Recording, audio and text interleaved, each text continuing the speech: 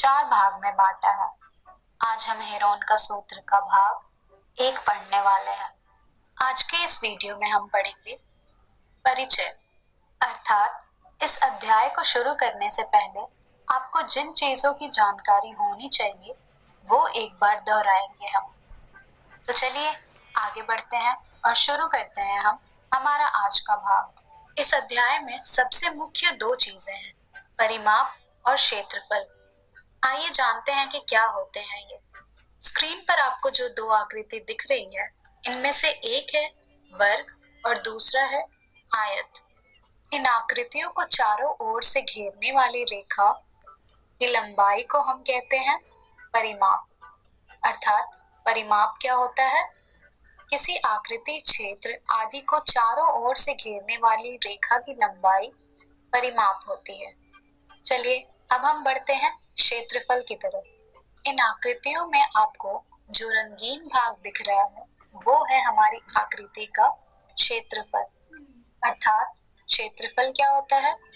किसी ज्यामितीय आकृति द्वारा समतल पर घेरे जाने वाला स्थान के माप को आकृति का क्षेत्रफल कहते हैं। चलिए अब हम आयत और वर्ग के परिमाप और क्षेत्रफल के सूत्र को दोहराते हैं। आयत का क्षेत्रफल होता है लंबाई गुने चौड़ाई। आयत का परिमाप होता है 2 गुने लंबाई योग चौड़ाई। वर्ग का क्षेत्रफल होता है भुजा गुने भुजा और वर्ग का परिमाप होता है 4 गुने भुजा। चलिए अब हम बढ़ते हैं त्रिभुज की तरफ। स्क्रीन पर आप जो आकृतियां देख रहे हैं ये सभी त्रिभुज की आकृतियां हैं और त्रिभुज की परिमाप निकालने के लिए हम तीनों भुजाओं की लंबाई का योग करते हैं, जैसा कि आप सबने अपनी पिछली कक्षाओं में किया होगा त्रिभुज का परिमाप निकालने के लिए। और त्रिभुज का क्षेत्रफल हमें मिलता है 1/2 गुणे आधार गुणे ऊंचाई को हल करके ज्ञात कर सकते हैं। अभी तक त्रिभुज का क्षेत्रफल निकालने के लिए हम इस सूत्र का प्रयोग करते हैं। चलिए अब हम इस सूत्र पर आधारित कुछ प्रश्न हल करते हैं।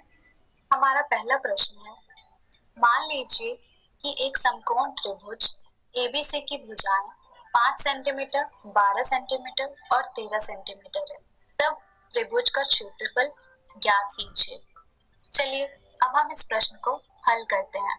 सबसे पहले हम एक त्रिभुज बनाएंगे ABC, जिसकी भुजाएं होंगी 5 सेंटीमीटर, 12 सेंटीमीटर और 13 सेंटीमीटर। और जैसा कि आपने पढ़ा है, त्रिभुज का क्षेत्रफल हम 1/2 गुणे आधार गुणे ऊंचाई को हल करके ज्ञात कर सकते हैं। हमारे त्रिभुज ABC में आधार होगा हमारा 5 सेंटीमीटर का और ऊंचाई होगी हमारी 12 सेंटीमीटर की।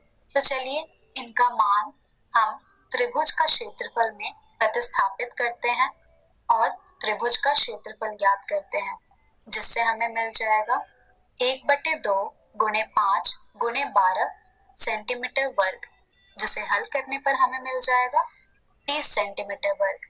यानी हमारे त्रिभुज ABC का क्षेत्रफल होगा 30 सेंटीमीटर वर्ग। चलिए अब हम बढ़ते हैं हमारे दूसरे प्रश्न की तरफ, जो कि है भुजा 10 सेंटीमीटर के समबाहु त्रिभुज का क्षेत्रफल ज्ञात कीजिए। तो चलिए सबसे पहले हम एक समबाहु त्रिभुज बनाएंगे जिसकी भुजा होगी 10 सेंटीमीटर की। ये रही हमारी समबाहु त्रिभुज PQR, जिसकी तीनों भुजाएं हैं 10 सेंटीमीटर की। और त्रिभुज का क्षेत्रफल हम 1/2 गुणे आधार गुणे ऊंचाई करके ज्ञात कर सकते हैं। पर इस प्रश्न में हमारे पास आधार का मान है परंतु ऊंचाई का मान नहीं है। तो पहले हम त्रिभुज PQR की ऊंचाई ज्ञात करेंगे। त्रिभुज PQR की ऊंचाई ज्ञात करने के लिए हमें भुजा QR की मध्य बिंदु प्राप्त करनी होगी, जो कि होगा M, जो भुजा QR को 2 बराबर भागों में बांट रही होगी, जिससे कि हमें मिल जाएगा QM बराबर MR बराबर 5 सेंटीमीटर का। अब हम मध्य बिंदु M और P को मिलाएंगे। जब हम मध्य बिंदु M और P को मिलाएंगे तो हमें दिखेगा कि त्रिभुज PMQ समकोण त्रिभुज है, जिसका आधार है 5 सेंटीमीटर और कर्ण है 10 सेंटीमीटर।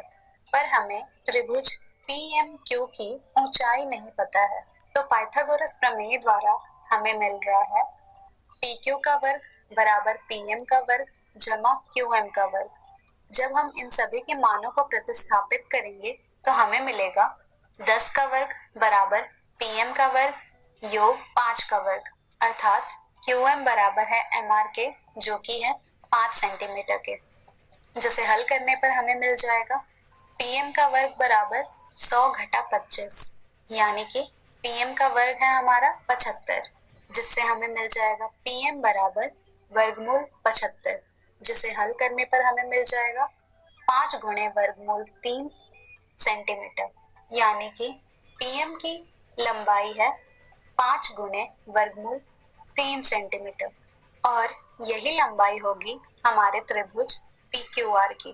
तो चलिए, अब हमारे पास त्रिभुज का आधार भी है और ऊंचाई भी है, तो इनके मान को प्रतिस्थापित करके हम त्रिभुज का क्षेत्रफल ज्ञात कर सकते हैं, जिससे हमें मिल जाएगा त्रिभुज PQR का क्षेत्रफल बराबर 1/2 गुणे आधार गुणे ऊंचाई, जिसे हल करने पर हमें मिल जाएगा 1/2 गुणे 10 गुणे 5 गुणे वर्गमूल 3 सेंटीमीटर का वर्ग, जिसे हल करने पर हमें मिल जाएगा 25 गुणे वर्गमूल 3 सेंटीमीटर वर्ग।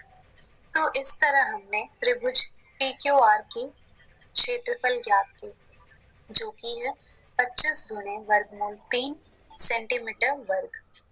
तो इसी प्रकार से यदि आपको किसी त्रिभुज का क्षेत्रफल ज्ञात करना हो तो आप 1/2 गुणे आधार गुणे ऊंचाई को हल करके प्राप्त कर सकते हैं। मान लीजिए कि आपको एक विषमबाहु त्रिभुज की भुजाओं की लंबाई ज्ञात है, परंतु ऊंचाई ज्ञात नहीं है, तो क्या अब भी आप इसका क्षेत्रफल ज्ञात कर सकते हैं?